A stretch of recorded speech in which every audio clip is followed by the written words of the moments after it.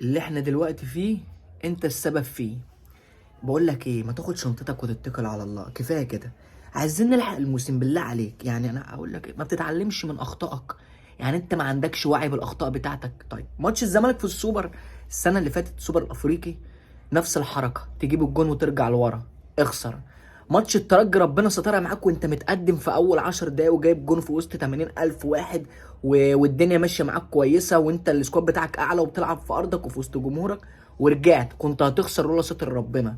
كم ماتش بجيبهولك وانت بتتقدم وبرضه مدرب جبان؟ طب خد بقى عندك عشان ابين لك ان انت مدرب جبان ومدرب خلاص شطبت اصلا معانا. تمام، افهم بقى. انت دلوقتي نزلت باكرم توفيق وكوكا عشان خاطر ايه؟ تعرف تدافع.